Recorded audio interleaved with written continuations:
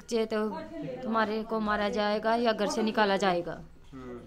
सभी दर्शकों को संदीप नौखवाल का नमस्कार। अभी रोहतक के कबूलपुर में मौजूद हूँ। दिन प्रतिदिन सुनने में आता है कि कर्ज में डूबे इंसान किस प्रकार से परेशानी का सामना करना पड़ता है। एक ऐसा ही मामला कबूलपुर के अंदर देखने को मिल रहा है कि कर्ज में डूबे इंसान ने एक अपने पूरे परिवार को ख़त्म करने की योजना बनाई थी और इस बारे में इनके परिवार के सदस्य मौजूद है कि किस प्रकार से कर्जे से परेशान होकर किसान आत्महत्या कर रहे हैं, मजदूर आत्महत्या कर रहे हैं और इस कदर इतना जो है साहूकारों से कर्जा लेने के बाद इतना दबाव बन जाता है कि ये कदम उठाना पड़ता है। यहाँ पर जो है एक पिता ने जो है जहर देने की कोशिश की थी अपने 4 पुत्रों को, जिसमें से एक बच्ची को बचा लिया गया है जिसकी उम्र 8 वर्षीय है, हिना, जो बिल्कुल सुरक्षित है और हमारे साथ यहाँ पर मौजूद भी है। और बाकी जो है 3 बच्चे जिन्होंने मौके पर ही दम तोड़ दिया था और उसके बाद जो है पिता ने जो है डर के या किसी अभाव में जो है खुद जहर लेने से मना कर दिया था। तो सारी विस्तृत जानकारी मैं जो लूँगा घर से लूँगा। तो सबसे पहले भाई जो साहूकार है, जो किसानों को मजदूरों को कर्जा देते हैं, उनसे यही कहना चाहूँगा भाई किसी मजदूर भाई पे या किसी किसान भाई पे इतना दबाव ना बनाए कि जो है किसी पिता को ऐसा कदम उठाना पड़े। हालांकि जो है यहाँ पर परिवार के अन्य सदस्य मौजूद है तो इनसे बातचीत करूँगा। नमस्कार भाई साहब। नमस्कार।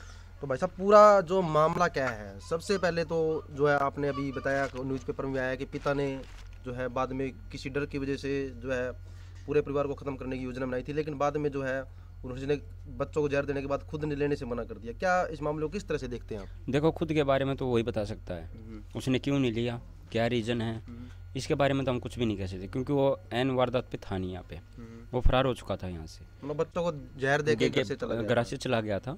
तो ये छोटी लड़की जो हिना बची हुई है, ये अपने भाई को लेके आई थी मेरे पास, बोली चाचू पापा ने हमें गोली दे दी है, इसको क्या पता जहर था, वो गोली दे दी है और हम उल्टी कर रहे हैं, एक बार आ जाओ। मैं यहीं बैठा था जहाँ पे बैठा हूँ, मैंने उसको धमकाया, मैं कहा बेटा बाप है ऐसा नहीं करेगा, मैं कहा तुम जाओ घर पे खेल लो। वो थोड़ी सी दूर गई और वापस फिर आई मेरे पास। तो उसने आके जहाँ पे मेरी गाड़ी खड़ी है यहीं पे उसने आके उल्टी कर दी। मैंने जाके देखा, मैं कहा बच्चे वाकई में सीरियस हैं। तो मैं वहाँ परली तरफ गया तो छोटी बच्ची बाहर लौटी हुई है, सबसे छोटे वाली जो धरती पाड़ रही है और उल्टी गिर रही है, और सबसे बड़ी वाली लड़की है वो अंदर खाट पे लौटी हुई है और उल्टी कर रही है। मैंने वहाँ पे जाके देखा सिचुएशन में वहाँ पे बहुत ज़्यादा सल्फास की मात्रा थी उल्टी के अंदर से, जो स्मेल आ रही थी बहुत ज़्यादा थी, हमसे रुका भी नहीं गया। तो फिर मैं गया अपने भाई के पास, यहाँ पे जो चाचा तवा के भाई हैं, मैंने उनको जाके बोला, मैं कहा ऐसे ऐसे बात है भाई, एक बार खड़ा हो ले जल्दी चल। वो ऐसे ऐसे बच्चों को गोली दे के चला गया। जब हम भागे तो वहाँ पे जाके हमने सिचुएशन को देखा तो मैं तुरंत उनको गाड़ी में बिठा के पहले लेके आया बाणंद मेडिकल में। वहाँ पे उन्होंने डॉक्टरों ने थोड़ा ट्रीटमेंट किया, उल्टी अल्टी गिरवाई, फिर उन्होंने उनको रेफर कर दिया रोहतक पीजीआई में सीधा। तो मैं पीजीआई में उनको लेके गया तो वहाँ पे जो छोटे वाली लड़की है उसने तो 10 मिनट में ही दम तोड़ दिया मेरे सामने ही। फिर मैं कागज़ कार्रवाई में लग गया था। कागज़ कार्रवाई करते वक्त तो उसमें मेरा आधा घंटा लग गया पूरा, क्योंकि कागज़ कार्रवाई तो करवानी पड़ेगी। तो उस टाइम पे मैं वापस आया कागज़ कार्रवाई करवा के, तो सबसे बड़ी वाली लड़की भी दम तोड़ चुकी थी।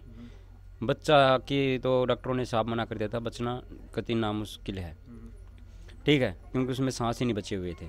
फिर भी बच्चे ने एक तो सांस था वो जो जिया, उसके बाद उसने 8 साढ़े 8 बजे उसने भी दम तोड़ दिया, ठीक है। बाकी तो ये जो है घटना है पूरा दिवाली के दिन जो है घटना घटित हुई थी। दिवाली के दिन नहीं हुई थी, ये हुई थी भैया दूज मंगलवार को। दिवाली के दिन के बाद की घटना? हाँ, नेक्स्ट भी अगले डे की मंगलवार की भैया दूज था उस दिन, और उस दिन मेरी छुट्टी थी, मैं यहीं पे था। तो इस वजह से मेरी 3 दिन की छुट्टी थी, मैं बहादुर काम करता हूँ, तो 3 दिन की मेरी छुट्टी थी, तो इस वजह से मैं यहाँ पे रुका हुआ था। नहीं तो वो चाहे किस्मत क्या करवा सकती थी कुछ पता ही नहीं चलता। पता नहीं मैं वहाँ से आता तो सारे बच्चे पाते नहीं पाते।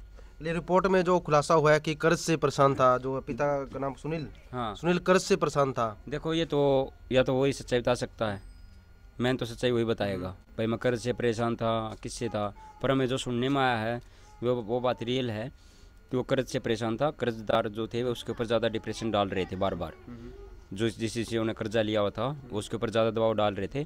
तो मेन तो रीज़न वो भी यही बता रहा है, अगर मैं कर्जदारों से परेशान था वो मेरे ऊपर ज़्यादा प्रेशर डाल रहे थे। तो जैसे कि सुनील बच्चों को जहर देने के बाद जो खुद लेने की बजाय घर से चला गया था, मैं जब वहाँ पे वारदात दिनों के बाद मिला है वो, मैं वारदात पे वहाँ पहुँचा था मंगलवार को ही, मंगलवार को दिया उनको। मैं वारदात पे पहुँचा तो वहाँ पे वो था नहीं, वो जा चुका था। फिर उसको बुधवार को उसका फ़ोन आया था शाम को 8 बजे। बुधवार को मैंने उससे बात भी की थी 8 बजे फ़ोन पे ही। उस टाइम पे अपने आप को जयपुर बता रहा था, पर हम मान नहीं सकते वो जयपुर था या नहीं था। फिर भी मैंने उसको फ़ोन पे रोका वहीं पे जयपुर में ही, और यहाँ की पुलिस को भी इतला की थी। अगर वो जयपुर में है, लोकेशन आ गई है, वो फ़ोन पे बात कर रहा है हमसे, उसका फ़ोन ऑन हो चुका है। तो फिर पुलिस ने वहीं पे जाके उसको दर्द पहुँचा होटल के अंदर से। उसको मैंने होटल में रहने के लिए रूम दिया था, मैं भैया तो रूम ले ले, मैं पैसे ट्रांसफ़र कर रहा हूँ, क्योंकि उसके पास इतने पैसे थे नहीं। तो मैंने रूम के पैसे भी यहीं से ट्रांसफ़र किए थे और वो होटल में रुका था। फिर पुलिस ने उसको रंगा था वहीं पकड़ लिया, पर वो जीवित था और वो उससे अगले दिन उसको थाना में ले आए। अब कोर्ट ने उसको 3 दिन के रिमांड पर भेज दिया गया है। वो भी हमें न्यूज़ से पता चला, हमारी उससे कोई बात नहीं हुई है, नहीं पुलिस वालों से और नहीं उससे।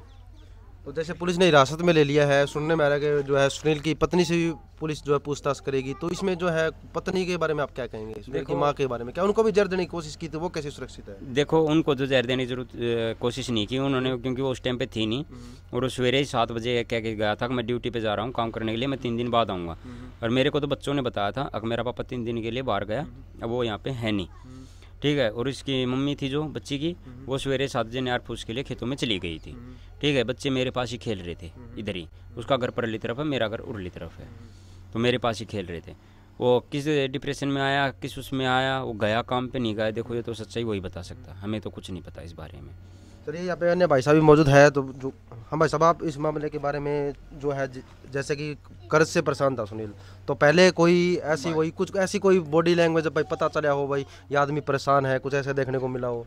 भाई ऐसी से को खासी दबाव सा ऐसा हमने तो महसूस होया कौन है, बाकी नो इसमें न्यूज़ में देख लिया अब थोड़ा, अभी तो वो कुछ राज बताओ उसमें पता चलेगा कुछ थोड़ा। हाँ, उन्होंने तो बताया कि वो कर्ज से परेशान था, पीछे ले रखे थे किसी का। परेशान था, लेकिन कर्ज से परेशान था तो पड़का तो कर्जदार कर्ज नहीं मांगा करते, कर्ज तो उसी से मांगते, वो तो नहीं गुजरे, वो नहीं मरे, उसने क्यों नहीं खाया। चलो, ये बात भी आपकी बिल्कुल सोचने वाली है भाई, आखिर इसके बजट पीछे की बजट बच्चे 14 महीने का लड़का था, उसमें वो कर्ज नहीं मांगते थे कर्जदार। तो क्या आपने फाइंड आउट करने की कोशिश की भाई आखिर मेन वजह क्या हो सकती है? उनसे कानूनी कार्रवाई चल रही, पूछेंगे वो तो वही बता होगा। तो भाई इस चीज़ के पीछे सबसे पहली वजह तो भाई सुनील ने जैसे कि बताया, पुलिस को बयान दिया कि कर्जदार को कोई तो कर्जे की बात बता रहा है, वो तो शुरू में तो जो उसमें ही बात है मेरे पर कर्ज था, उनका डिप्रेशन था, मेरे पर ज़्यादा प्रेशर डाल रहे थे, कोई प्रेशर डाल रहे थे बच्चों, फिर बच्चा मानते तो कर्ज ना उतरे ना, तू खुद तो नहीं मरा, कर्ज तो तेरा जब माफ हो गई। यह बात भी आपके बिल्कुल सही है भाई, कर्ज लेके भाई कोई नई दुकान करी थी, क्या किया था कर्ज लेके? वो तो देखो भाई बढ़िया काम फर्नीचर का कराया करता है, लेकिन आज तक हमने तो ये पता ही नहीं चला इतना कर्जा उसने किस तरह करवाया, ऐसा कोई खर्चा भी उसके घर में नहीं था कि भाई कोई ब्याह शादी कर दी या कोई और कुछ काम, अपनी दुकान में कोई पैसा लगाया वो लगाया, उसमें कमाया भी उसने फिर, लेकिन ये ऐसा कोई खर्चा तो था नहीं जो बड़ा कि जो इतना पैसा उसने सिर करवा लिया। तो भाई वो क्या करा ना भाई, जो दिल की बात है वो तो जो है सुनील ही बता सकता है। और अभी तक पुलिस के दिए हुए बयानों में उन्होंने इतना ही बताया है कि वो कर्ज से परेशान था, और ऐसे कर्ज से परेशान जो है कौन कर रहे थे, क्या कर रहे थे, वो तो सुनील को ही पता है। और लेकिन इस मामले में जो है अभी कुछ बातें निकल कर सामने आएगी, वो तो सुनील 3 दिनों के बाद में जो पुलिस के सामने बयान हो गए उसमें ही बातें निकल कर सामने आएगी। तो कुछ अन्य परिवार के सदस्य हैं, उनसे ही बात करने की हम कोशिश करते हैं।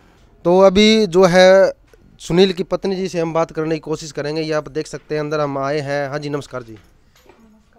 जो सुनील जी की पत्नी कौन है, तो इनसे थोड़ी हम बातचीत करने की कोशिश करेंगे कि आखिर जो ये काम पर। हाँ जी, आप जो ये घटना हुई थी उस दिन आप खेत में गए हुए थे, जैसे हाँ कि भाई साहब ने बताया कि आप खेत में गए हुए थे। हाँ, मैं खेत में जाई हुई थी, मेरे को नहीं पता यह घटना कैसे हुई। तो क्या लगता है, जैसे कि सुनील ने पुलिस को बयान दिए हैं कि वो कर्ज से परेशान था, तो क्या लगता है किस प्रकार का जो कर्ज था, कोई बात पहले आपको सामने आई? देने वालों ने मेरे को पहले ये कहा था, ये घर पे नहीं थे जब, ये तो तुम्हारे को मारा जाएगा या घर से निकाला जाएगा। तो मतलब आपको इस बात का कुछ नहीं पता था? नहीं, मेरे को ये कर्जे वाले ने कही थी, और वे अच्छा भुंडा भी बोल रहे थे। तो बस देख सकते हैं भाई कितनी साधारण सा परिवार है और इनके परिवार के सदस्य मौजूद। हाँ जी, आपका क्या कहना है? नहीं, हम तो बच्चे हैं, लड़की है ना, उसको बता नहीं रहा के लोग थोड़ा सहमे हुए हैं, और जो है पत्नी को कुछ नहीं पता, पत्नी काम पर गई हुई थी। पीछे से जो घटना हुई थी बच्चों के साथ, इस प्रकार की जो है जानकारी को जो अंजाम दिया गया है। और तो देख सकते हैं गुपचुप तरीके से जो है काम सुनील ने जो किया है, यानी इसकी जानकारी अगर परिवार के सदस्यों को पहले से थोड़ी सी भड़क होती तो आज जो है बच्चे सबके सामने सुरक्षित होते और यहाँ पर खेल रहे होते।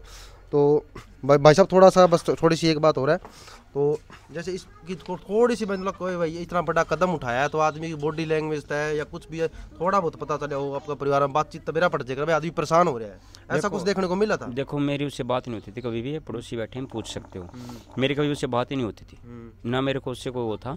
हाँ भाई है, भाई तू नहीं आ रहा है, मैं नहीं आ रहा, वो भी सास बहू के झगड़े में हुए थे हम नहरे अलग अलग। मेरी मम्मी मेरे पास रहती थी, वो परली तरफ रहता था। बालक तो आया, भगवान की देन है, तो आते रहते थे मेरे पास, उनके बारे में तो मैं कुछ भी नहीं कहूँगा।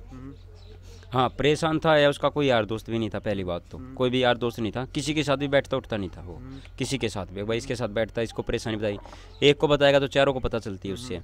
हमें उससे ऐसी कोई भी न्यूज़ नहीं आई उसके पास से, अब भैया तू परेशान ज़्यादा है या डिप्रेशन में चल रहा है, क्या चक्कर है क्या नहीं है, किसी को तो बताता वो, पर उसने ये चीज़ किसी को नहीं बताई, इस बारे में कोई भी बात नहीं हुई उससे।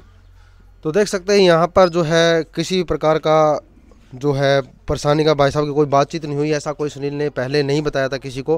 हाँ जी, आपसे बातचीत होती सुनील की? किससे बातचीत होती थी, किसके साथ बैठता था वो?